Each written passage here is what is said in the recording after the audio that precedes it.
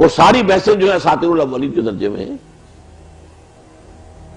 شرک، اللہ، کون سا شرک ہم میں نہیں ہے؟ یہ لات عزا منات کا نہیں ہے،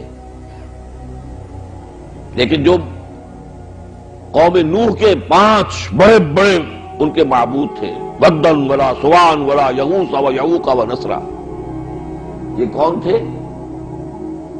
اولیاء اللہ تھے جن کے ناموں پر بت تراش لیے گئے تھے.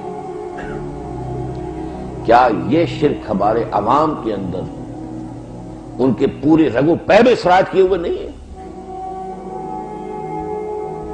اور کیا اسی شرک کی مزید تقویت جو ہے ہمارا جو پولیٹیکل ایلیٹ ہے، جو ہمارا طبقہ سب سے اونچا ہے، الیکشن جیتا ہے تو داتا دربار پر حاضری ہو رہی ہے، الیکشن لڑنا ہے تو داتا دربار پر حاضری ہو رہی ہے. کیا ہے یہ؟ ان مداروں پر کیا ہو رہا ہے؟ صرف یہ فرق کہ آپ نے مورت نہیں بنائی، اور کون سا فرق ہے؟ کیا ان کے جو تصورات ان کے معبودان باطل کے بارے میں تھے، سرے منہ پہ فرق ہے ہمارے ہاں ہمارے عوام کے اندر جو اولیاء اللہ کا جو تصور ہے اس میں کوئی فرق ہے؟ تلخ حقائق کو دیکھنا ہوگا. جب تک نہ زندگی کے حقائق پہ ہو نظر، تیرا زجاج ہو نہ سکے گا حریف سر. ڈرتے ڈرتے ایک بات کہہ رہا ہوں، ڈرتے ڈرتے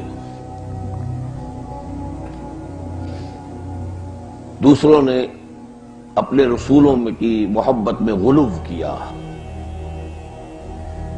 یا اہل الکتاب لا تغلوا فی دینکم، دیکھو غلو نہ کرو.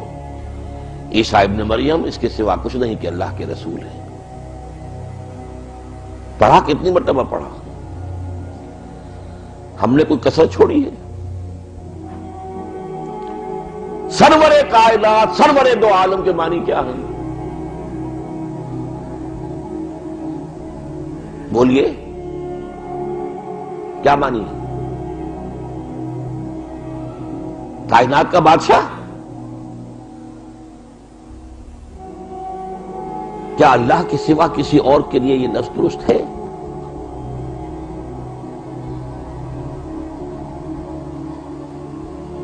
ان الحکم الا للہ امر لا تعبدوا الا اياه لم یکن لہ شریک فی الملک، کوئی اس کا ساجی نہیں ہے حکومت کے اندر. لہ الملک، لہ ملک السماوات والارض، لا یشرک فی حکمہ احدا. کہاں یہ نصوص قطعیہ، کہاں حضور کا یہ فرمانا میں نہیں کہتا کہ میرے پاس خزانے ہیں غیب کے. میں نے کب کہا ہے کہ میں تمہارے کسی نفع اور نقصان پر قادر ہوں؟ میں تو یہ بھی نہیں جانتا میرے ساتھ کیا ہوگا، تمہارے ساتھ کیا ہوگا. ان ادری ما یفعل بی ولا بکم.